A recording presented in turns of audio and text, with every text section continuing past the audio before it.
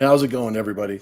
Let me turn on my camera because there I am. We're live and got some new people in the room. I'm so happy to have you guys with us. But you know what? It wouldn't be complete unless we had our co-host with us, Steve Stern, the co-creator of Zen Intergalactic Ninja and writer, First Comics.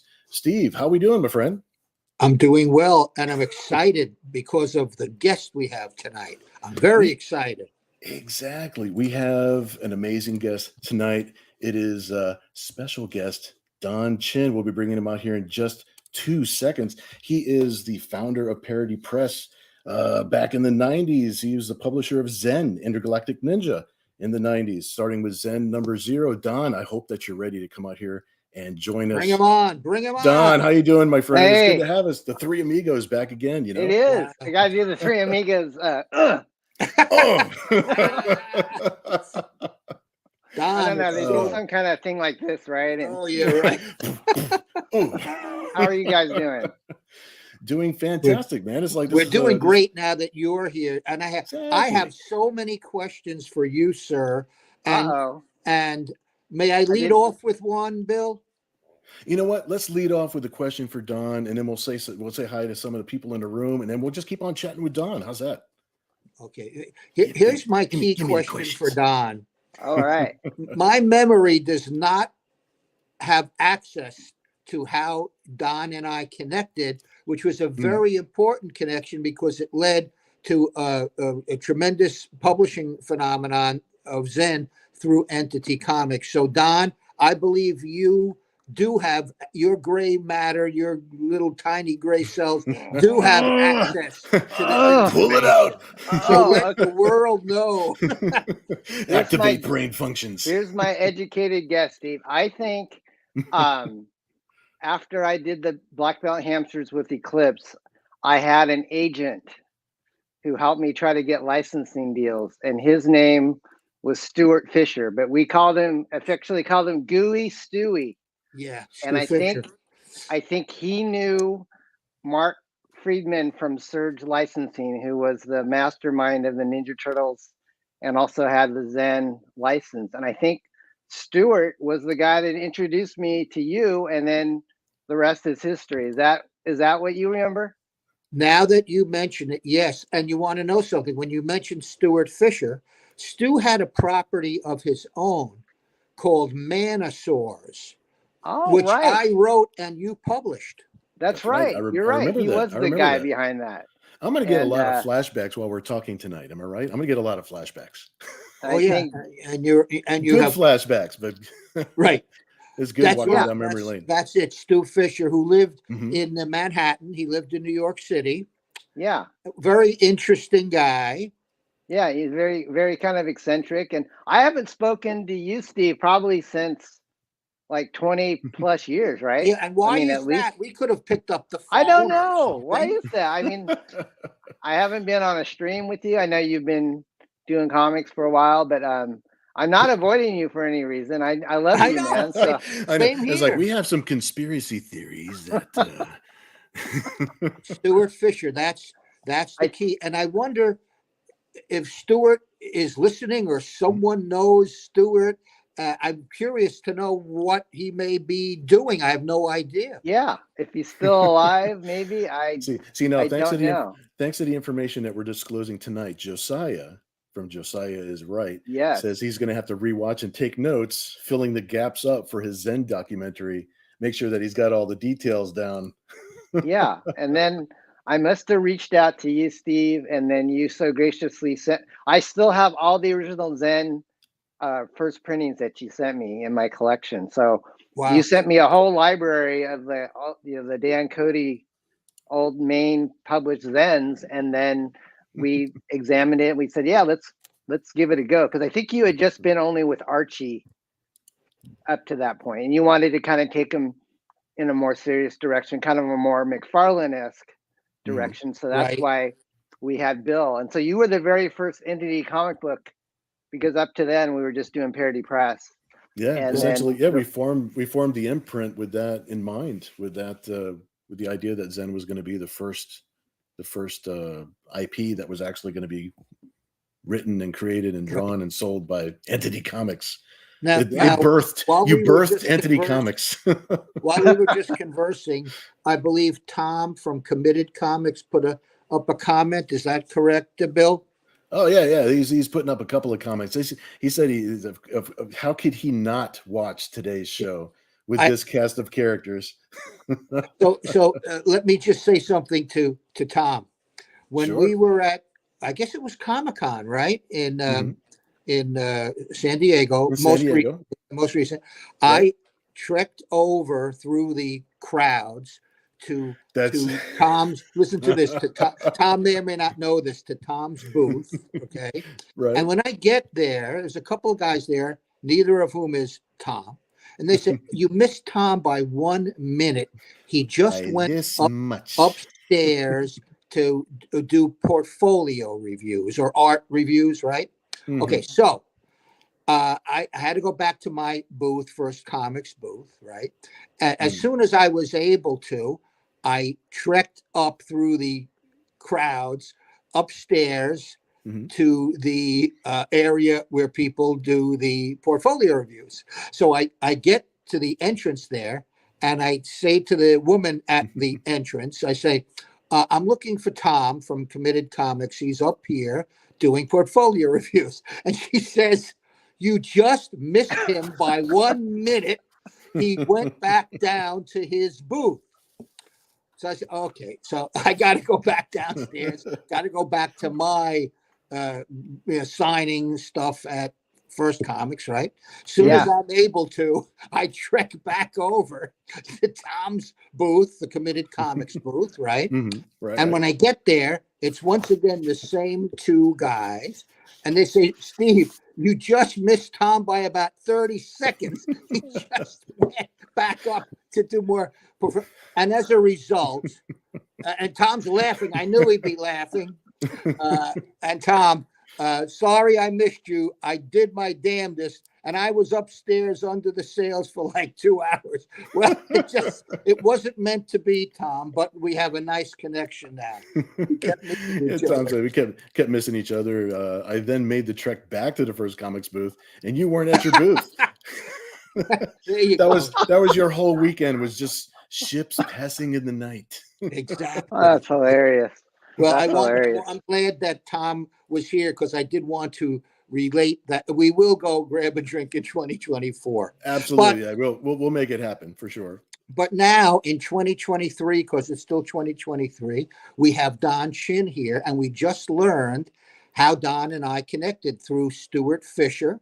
Mm-hmm, And mm-hmm. we have to track him down now, Don. We have to We track him. do. The search for Stuart Fisher. The search. Searching for Stuart Fisher will be like the sequel to Searching for Bobby Fisher. I don't Yeah, know. it sounded like we were going to try and make an indie film of Yeah. some kind.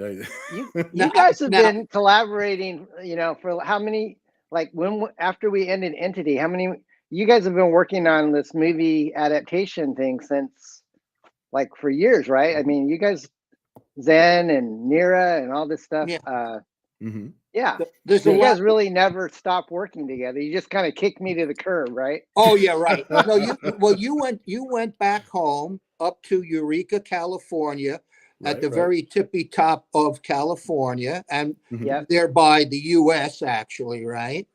Mm-hmm. And you became a very successful realtor, which you pursue to this day, although you have dabbled back in comics, right? Yeah. And then Bill wants me to be some kind of world news anchor, but I don't know what that is. Oh, Bill, that's what's that? well. If you look at our promo ad for the show, Don's got a very cool picture of him, kind of like with a suit, kind of like. Oh yeah. You look exactly like a news anchor, so I'm just like, yes. But you World know, news anchor Don Chin reporting on comics. but Don, let's go back pre-entity. Talk to us about, because weren't you maybe the first guy to work with Sam Keith? One of the earliest, yes. Tell us about that. So everybody, comic book fans kind of drool over Sam Keith now, but we kind of knew him when he was trying to get into the business. So Right. I used to go to a bunch of Comic Cons before we met and went to San Diego together, called Creation Cons. You guys used to see them advertised in the Yeah. comic books and stuff. So they would have some in the Bay Area, which is about 5 hours north of me, and I would get to meet these struggling up and coming artists in Artist Alley. And these guys you won't believe, like Mike Mignola was one of those guys, Arthur Adams, and Sam Keith. And at the time, Sam was just inking a little Comico book called Mage Yeah. by Matt Wagner. And I Yeah. just hit it off with him. He's a very, very easygoing, mellow guy. He doesn't do a lot of streams. In fact, I think I've heard through his fan community that he might even have retired. So he might not be doing new artwork anymore. But I struck a friendship with Sam, and he had expressed, I don't want to just ink. I want to be a artist and do my own illustrations. So the opportunity came up for Sam to start drawing the black belt hamsters, because my artist co-creator Parsonovich, who actually passed away earlier this year, unfortunately, he couldn't keep up with the demand of doing even three books a year. But we never knew hamsters was going to take off. We just thought it was just going to be a funny one shot, but it sold so well for Eclipse that they said, would you like to keep doing more issues? So we did like 9 issues and then 4 3D books with them and a few one shots. And so Sam Keith was the artist that came along after Hamsters #6, and his early issues are like some of his first pencil and inking before he went on to Sandman. So then after Sandman, he got to do stuff with Marvel and DC. Right. So that's how I met Sam. To see all those people at that stage of their careers, it's like that early on. It's like, that's super cool. That's so I'm cool. kicking myself, Bill. I had bought for like $20 these beautiful pen and ink, 9x12 pieces by Mignola and Adams, and they'd probably be worth a lot right now. Yeah. But I sold them because I was. I've got one page from back then. I bought an interior page from Arthur Adams, and I think I bought it for $250 at the show. And he personalized it at the bottom. Is one of those things where it's like I built up the courage to go over and see what kind of original artwork he had on the table to buy, and that was like the cheapest thing that I found. It was like an interior page from like a Gen 13 Monkey Man O'Brien crossover. Nice. And it was like a cool page with a lot of characters on it. And I couldn't imagine him selling a page for that much now, but that was like 94, like 1994, 1995, maybe something like that. I always liked Adams a lot. He did Long Shot. That was like his first Marvel book. And then super nice guy.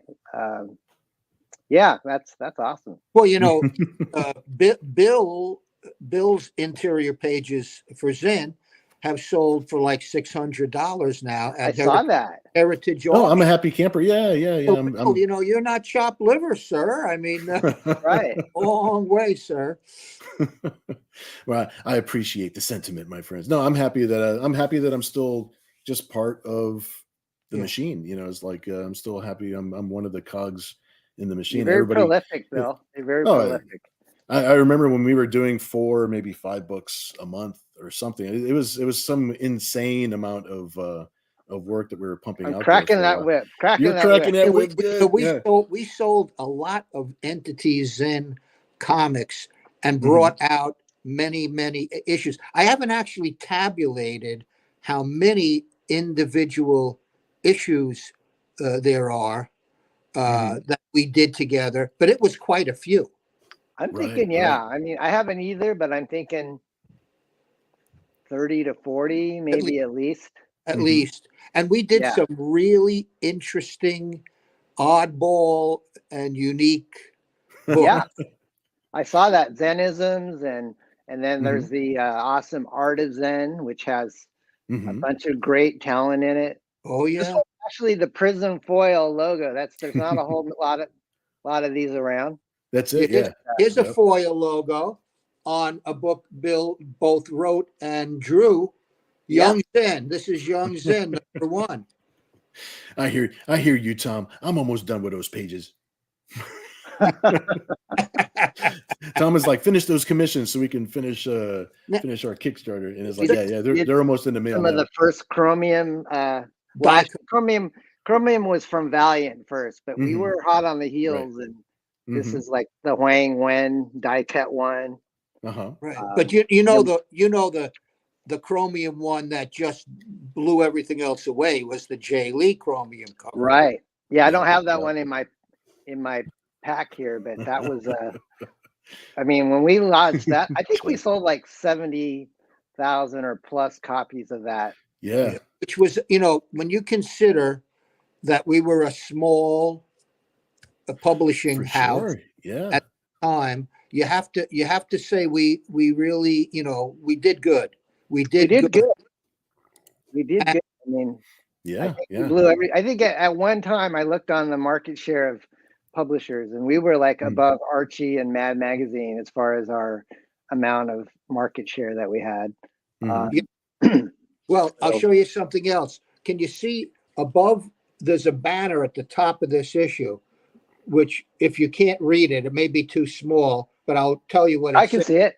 It says the best-selling black and white comic book. And there was a period of time for several months that Zen was, and part of the reason for that, Don, you may recall this, is we also got newsstand distribution. Exactly. Yeah, I came across some of the old Zen 0 and 1s that had the barcode.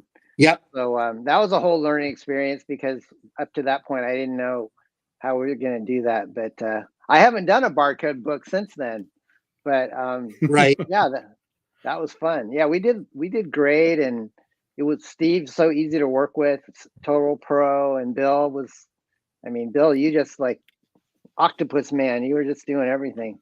Oh, dude, we had a great team. We had a great team. Everybody could concentrate on the things that they were good at, how to make it work, Don, because that was, I was just so busy trying to create and write books and promote the property that I needed someone like you, and you were amazing, sir. Thank you. And my wife, I have to give credit to Laura, because she Don and Laura both behind the scenes. You guys captain without you guys actually steering the ship. I mean, it's you can't make those kind of sales, and you can't get out there and get in front of those many people. It's like those were glory that many days, people. Man. That was a See lot that? of fun. I need an editor even when I'm talking. Those many people. I'm going to start speaking Spanglish in a minute.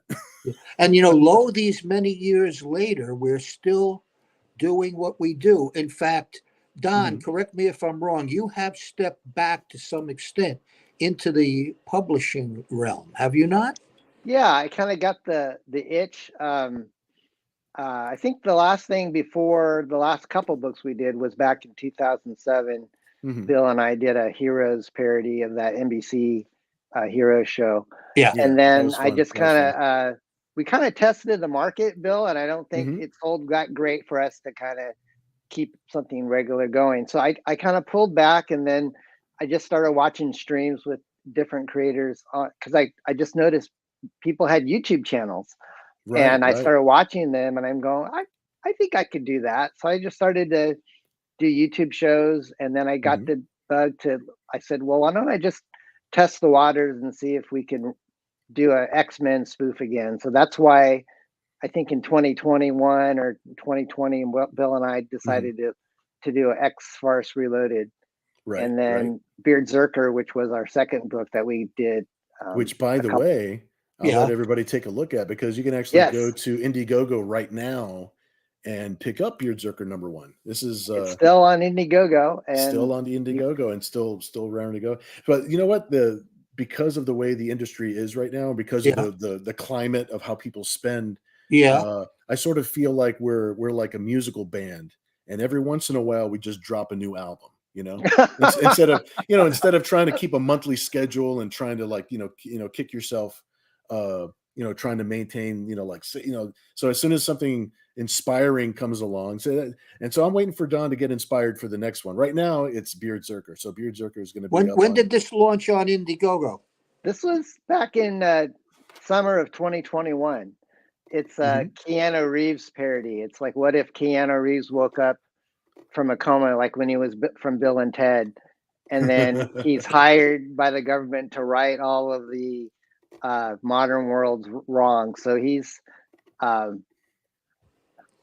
don't know how else to explain it. It's just very wacky.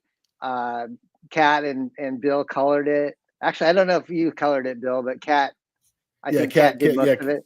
Yeah, Kat was doing the coloring. I did all the artwork, and this was great because it was like a return back to form. You know, it was getting the team back together again, getting the gang back together. But I'm a little confused when you say it started back in that day, but it's still there. Is this like a certain issue, like the 4th issue or something? No, it's only got one. Unfortunately, Indiegogo will keep your campaign up for a little while, but if it doesn't sell any copies in a while, they'll just take it down. So I'm actually kind of surprised it's still on there.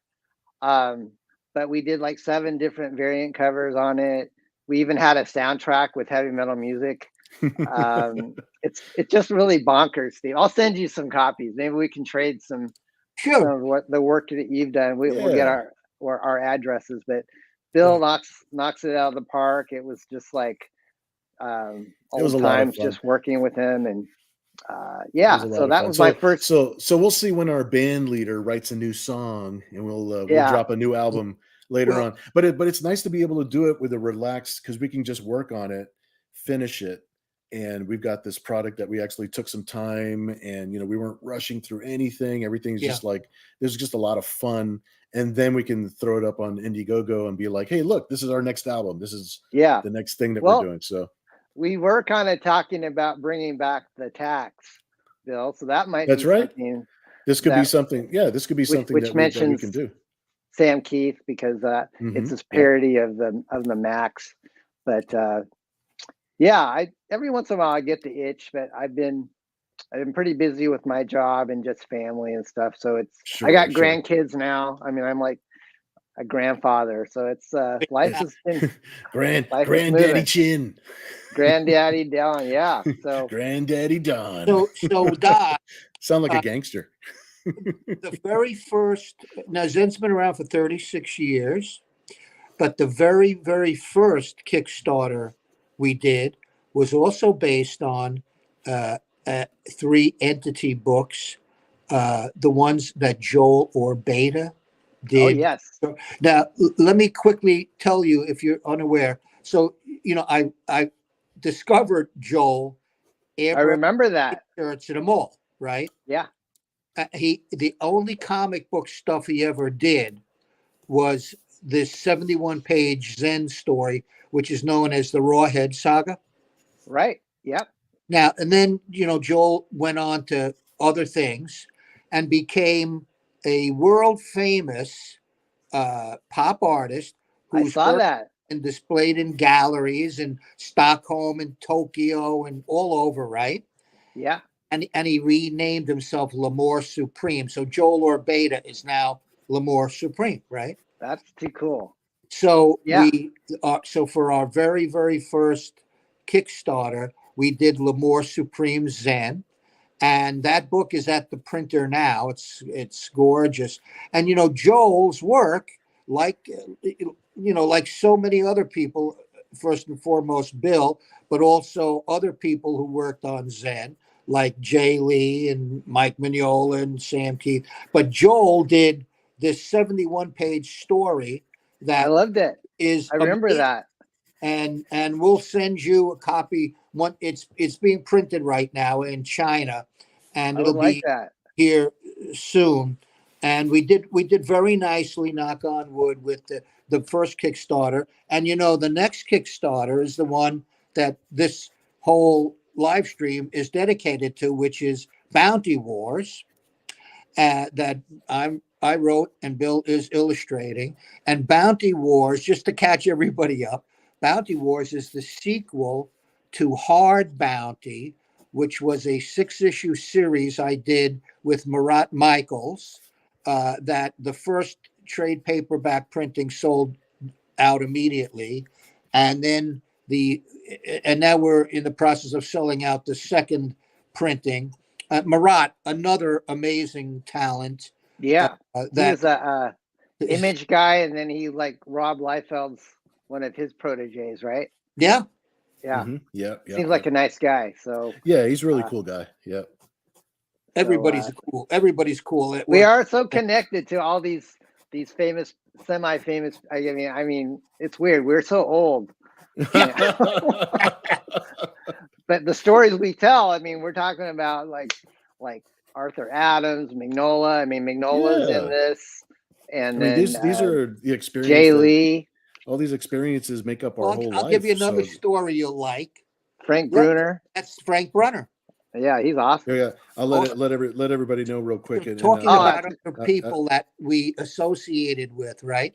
So back in the day, Dan and I would do the New York Comic Con, right? This is like late 70s, late 80s, early 90s, right? And who would be oftentimes seated next to us at their exhibit was two guys named Joe Quesada and Jimmy Palmiotti, who were at the time with Event Comics, right? and they had a series about this superheroic firefighter guy called Ash.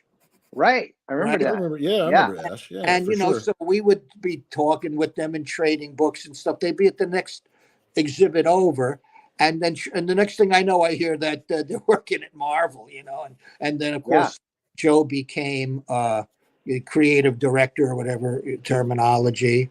And speaking of Joe, I recently read, well, not that recently anymore, that he's been hired by Amazon to bring in superheroic or graphic novel properties. That's my understanding.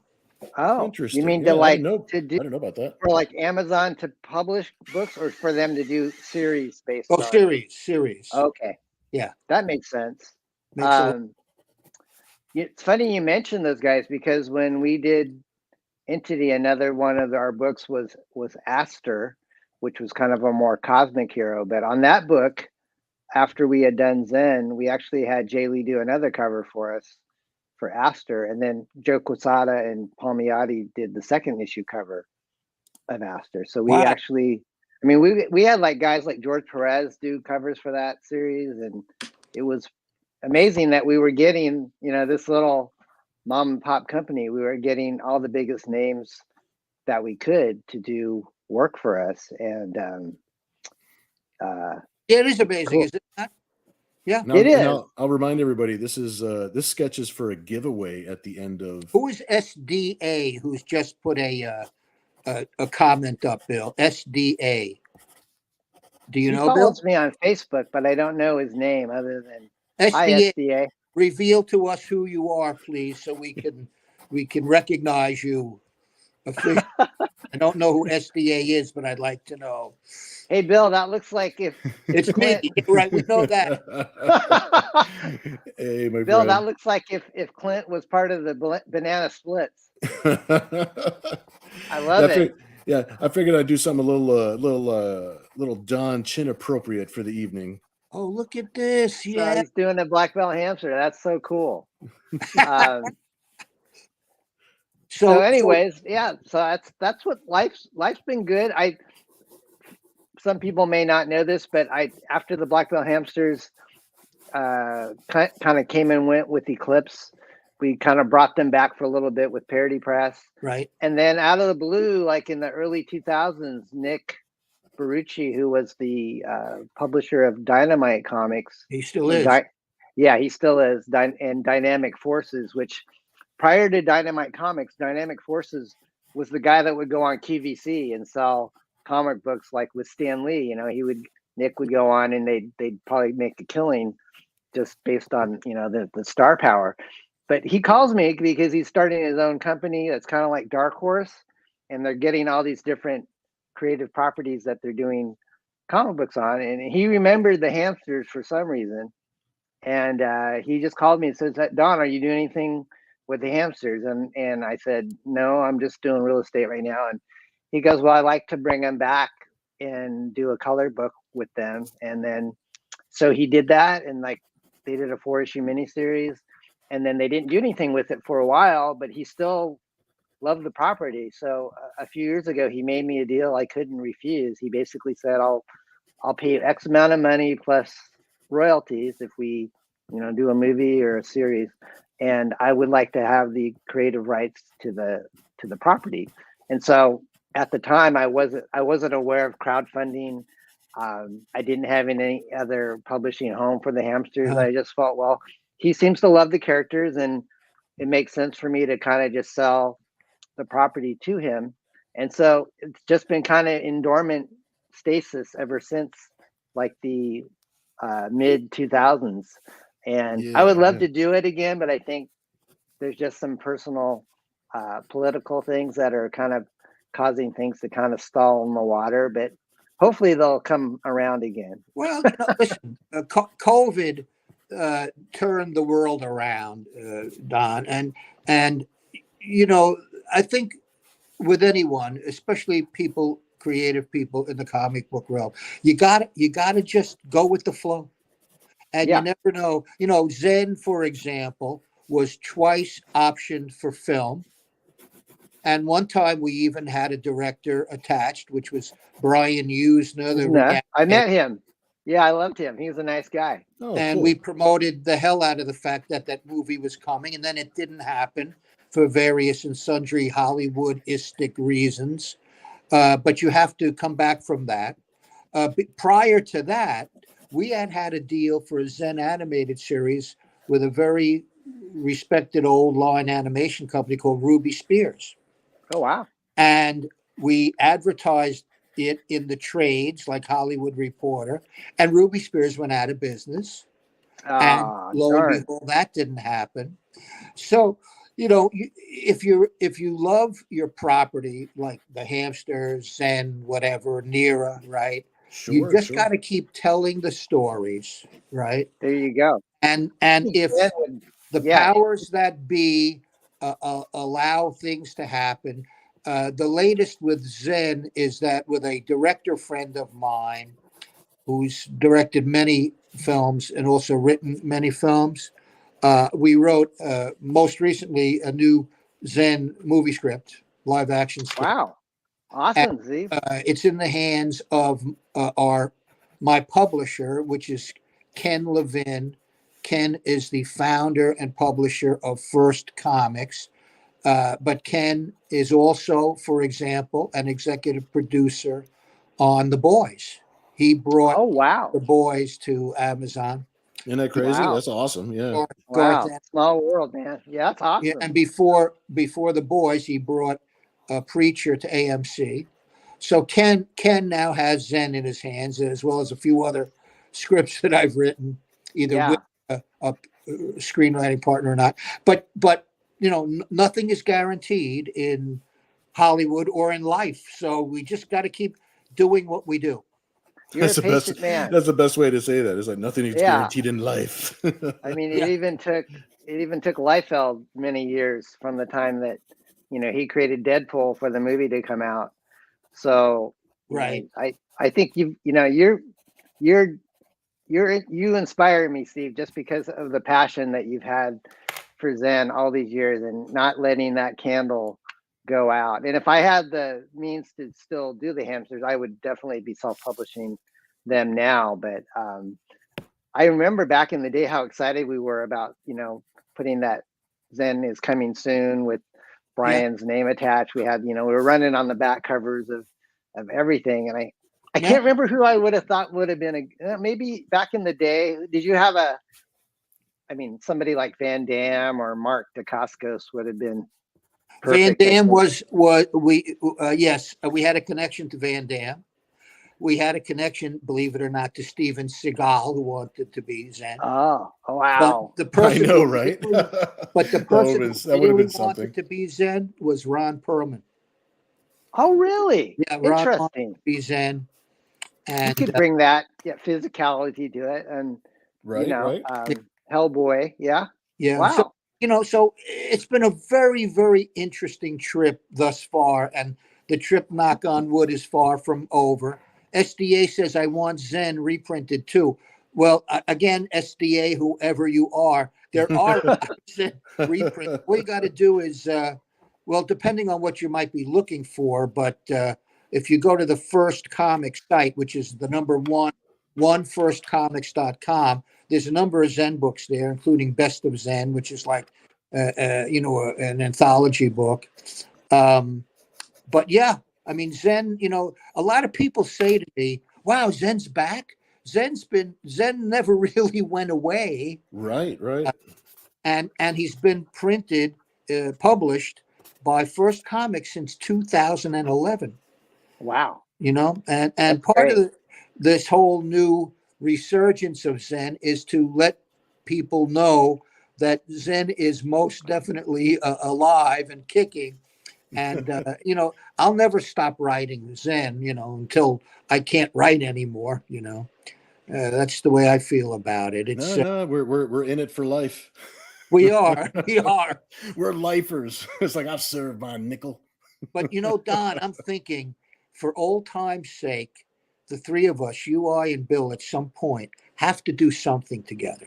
I know. I'm just Yeah, thinking totally you agree. guys are getting the creative juices going again. I would love to do that. I just need to feel that muse, But Yeah. you know what was funny though, Steve and Bill, is that besides you guys doing Zen, you have a book with Gigi Edgley, right? That you're collaborating on. Very Yeah. true, And very true. I don't know if you guys knew this. I am a huge Farscape nerd. I mean, my wife and I have watched that series over and over again.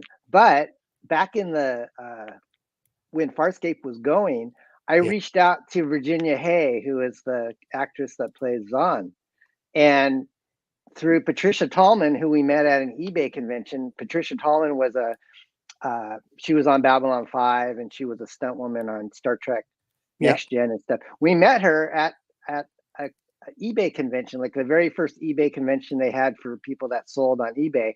And my wife recognized her. She goes, I think that's the lady from Babylon 5, the actress. Right. So we came up to her and we said hi and we introduced ourselves to her, and she was super nice. Yeah. And she was there to kind of get an idea of how she could kind of supplement her income through eBay. And for some weird reason, she put us in touch with Virginia Hay, and we started selling Virginia Hay autographed stuff on eBay for her. And she even gave us a prop of a miniature Zen that we put on eBay, and I think it sold for like $1,700. It was just like this little figurine.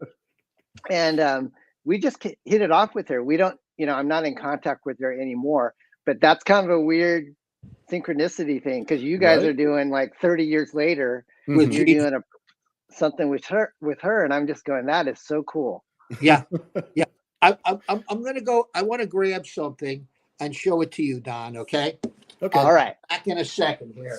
All right, cool. Well, we'll read what Tom was saying here, because he was making a point for what you and Steve were mentioning earlier. He said, Tom says, I get a lot of the same type of stuff when I'm at shows and people see the Nira X banner at the booth. People say, I remember a character like that back when I was buying comics back in the day. Wow. And I do get a lot of that at shows, even when I meet like new fellow artists that are in Artist Alley and stuff. It's like, oh, Nira X. I used to buy that when I was a teenager. And then my beard goes one shade whiter, as they say it. Well, I think you've reached the pinnacle, Bill, because you have cosplay models dressing up as Nira. So what more amazing geek fantasy is that? I know that's a bucket list item. I've checked it off. There's our friend Steve with an Orbeta. Yes. Okay, yeah, so there you go. So let me tell you about this, Don. This is issue 6A with the very first, the cover, only the cover is by Orbeta / L'Amour Supreme. Mm-hmm. It's the very first piece of published art, comic book art ever published by L'Amour Supreme. Sweet. So listen, I have a few of those in my storage. So tell me something good. Here's the deal. I got off to eBay we go. Off to eBay we go. This book is the single hardest to find issue of Zen of all the 100 plus issues we've published. Wow. And if you go on eBay, you can't find one. If you Except for go, the ones that Don if you Chin go currently anywhere, has for my sale. LI you cannot find one. Now, Wow. for example, right now, if you go to eBay, you'll find, say, 10 copies of Zen #1 with Dan Cody art, throughout. And Right. the book, if it's highly graded, is a couple of $1,000 or at least $1,000, depending on who's selling it. Well, I But think SDA already wants to buy this one off book it now. You is might want to put your much, email address much in the rarer. chat. This book is much rarer than that book. I have about 7 or 8 copies, right? Yes. Mhm. I'm going to get a couple of them graded, and then I'm going to have to test one of them on eBay. I suggest you do the same. You should. Yes. Let's do that. Let's conspire together. I see the evil plans afoot. Sell one of these to a fellow named Cal Burke, who owns McFly's Comics in Huntington Beach, California, who is like renowned in California, and he only sells vintage comics, and he has a brick and mortar store in Huntington Beach. I'm not going to disclose how much I sold it to him for, but I'm going to tell you, one of these books that is highly graded is going to be very valuable. That copy is worth more, Steve, because it has your fingerprints on it. There you go. So that's the one. You should say touched intimately by Steve Stern. Well, Don, you know what that reminds me of? Something that most everybody here doesn't even know about. When we did that amazing offering of Zen autographed with my DNA. I have some of those. Yes. Yes. There was a firm that created a pen that put your DNA in the ink, and we promoted the hell out of that book. There was a lot of books ordered. You might remember that. I never told you this, Steve, but I have a clone of you living downstairs. That's it. That's it. Be very afraid. We call him Mini Steve. Very afraid. It's Mini Steve. Oh man, this is too much fun. I got to come back with you guys. Like, this is making me get all the good endorphins that I need. So. Yeah, dude, I'm glad that you could come by. It's like actually now, you, I, and Bill are going to work on a project together. We must. We are. I happen to have one in mind, Bob. I happen to Professor have X powers are coming. Yes. through the airway. Mind. Yeah, we can all thank Gene Simmons for the DNA idea. That was Gene idea. Did that, right? Yep. I think we can all thank him.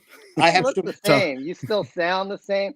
I remember we used to talk on the phone for hours and just talking about what we were going to do next. And you were living in New York, and you had that strong New York accent, and my wife and I just loved you. And meeting you in person obviously was a great joy. But this is Comic-Con, correct? What's that? We met at New York Comic-Con. Yeah, I think it was Javits during like a blizzard. Was that right, Bill? There was like, oh my gosh, the blizzard. I can't. That's when we had the minivan, and we were weighed down to the wheel wells and that thing. That I remember the wind and the snow. I remember there was just no rules driving through New York through Manhattan and stuff, because you couldn't see the street. Everything was like piled up. Oh on the street corners. My recollection is that you, I, Bill, Veronica, and Laura all met some diner in New York City. Right. Yeah. I think we went to the Carnegie one, didn't we? Like a famous. That sounds familiar. That sounds familiar. That sounds about right. Yeah, I think so. But this is a great idea now that the three of us, sometime in calendar year 2024, we'll work on a project together. Okay. I think that would be good. I would like that.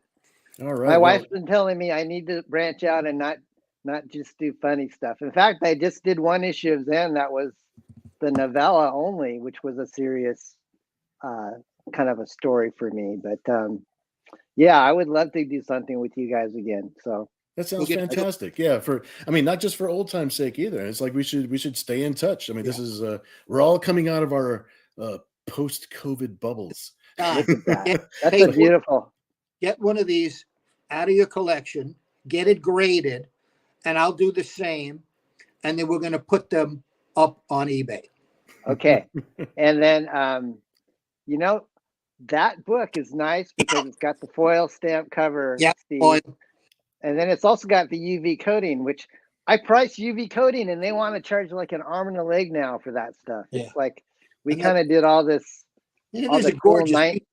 Look at that. Yeah, piece we had some really cool covers and everything was, you know, here's the other Zen, other Zen chromium cover. But and then we did a Nira X chromium cover. That was beautiful. And we did a transparent chromium cover too. Remember that? Look at that. Vox. Tatsuya Ishida, our artist on that Zen series, he went off to do a popular webcomic called Sinfest, which I think he's still doing it. I think he makes money off of advertising, but he also did Godzilla for Dark Horse, I believe. Yep, G.I. Joe and Dark Horse. Very talented. I really liked. I mean, he was like Bill. He could both do funny and serious. Yeah, he's got range. His cartoony style for Sinfest is a really cool style. I really like that style a lot. Kind of little manga-ish. Manga-ish, right? Or maybe like a I don't know, like a Liberty Meadows kind of vibe a little bit. Yeah. Look at that these gorgeous books you produced, Don. We just did the guts of them. You produced these books, and look how beautifully you did. We never slept back in the day, especially Bill. No, there was no sleeping to be had. Away with that. That's back when I had hair and I needed no sleep. Now that I've got no hair, I need sleep.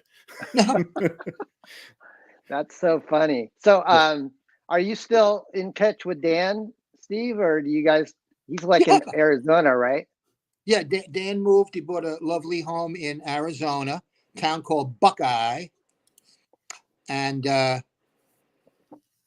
so SDA, that would be Vincent White, and he was with us for about a year. Sadly, never was able to finish his project. I'm not sure what that relates to. Oh, it's something that SDA was talking to him about. Oh, okay. Yeah, I'm just starting to backtrack right now. Yeah. But Bill, are we bringing back those foil and chromium covers? Dan's working on that's a possibility. A number of his own projects right now, which is great. Oh, I bought one. Yeah, I backed one of his Tales of Tesla, I think. No, I'm sorry. That's the one. So Chet still wants one of those leather covers. I know when I was working with Avatar Press for a little bit, we did a couple issues of Nira that had leather covers. That was very, very interesting to do. So it was real leather? It was like a faux leather kind of, because it was still felt like paper, but it felt like leather. But then the line art of the art was actually printed onto the leather, like in like gold or silver. Wow. Or like a metallic kind of ink. Yeah. We've still never done an edible cover yet, Bill. That's on the to-do list.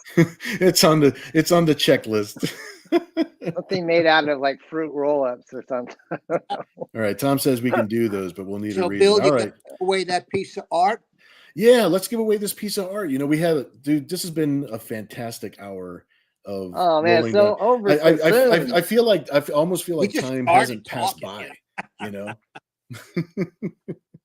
So Tom says he can do that too. Well, I'll tell you what, everybody. We're gonna go ahead and let's see. I got about like 10 or 12 people in the room right now. This is a piece of artwork that we give away at the end of each show. So we'll give this piece of artwork away. I'll pop my ugly mug back on the thing, chat for like 2 more seconds, and then we'll call it a night. But in the moment, let me do something so that way you guys know that I'm not pulling a fast one. I got a little Post-it note here. And I am going to write a number between 1 and 20. And I'm going to put that number right here.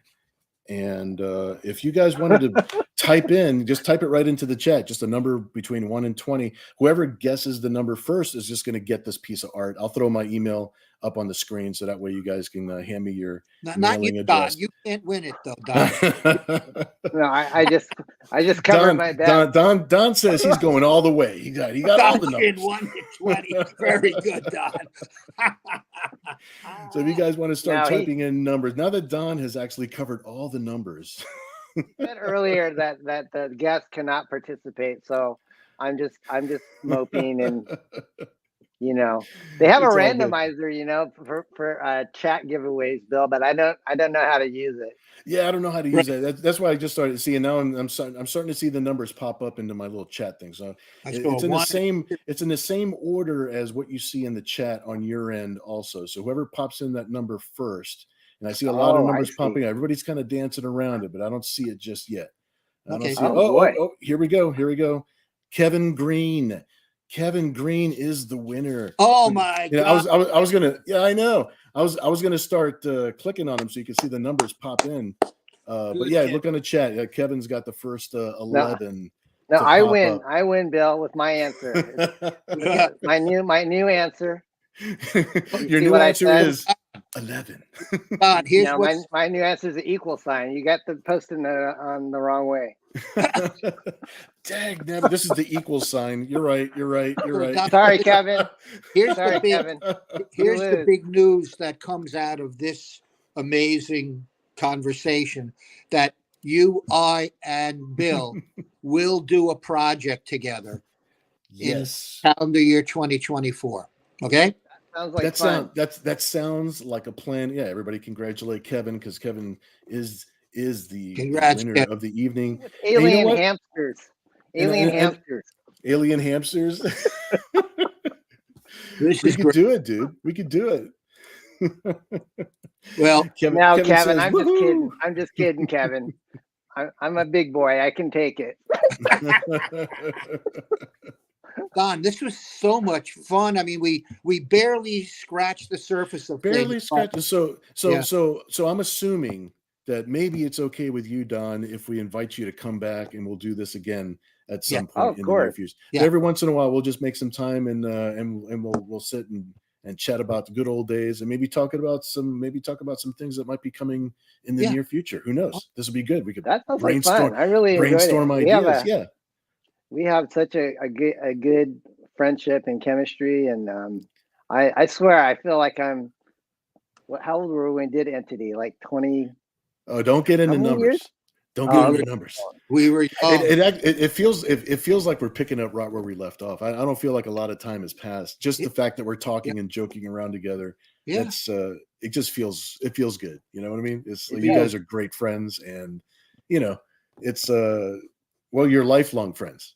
And you can't ask for more than that. So life is short. You hang on to the people that you click with. So that's right. And you got to go upstairs now and take care of your wife, who's ailing with a little bit of the flu, right? Oh, she's on the same floor with me, but the clone of you he's making a ruckus downstairs. I'm not sure. He's like pounding on the door, wanting to get out. I don't know. Steve Stern DNA clone. Oh my God. Oh man, you guys. Oh man, that's a movie in itself. It could be. Now, this has been a blast. This is beyond. It's been fantastic. It's been fantastic. Steve, Don, thank you so much for being here. I'll definitely talk to you guys soon. Everybody else in the room, thank you so much for being here for hanging out with us for this hour. It was great. Yeah, absolutely.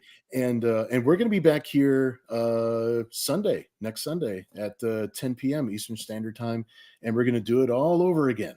So I hope everybody has a nice evening. And Don, Steve, you guys have a great night. Thank you so much. You're the best, guys. God bless you guys. Thanks a lot. Yeah, you too, my friend. All right. Good night, everybody. Take care. Bye, everyone. Bye-bye.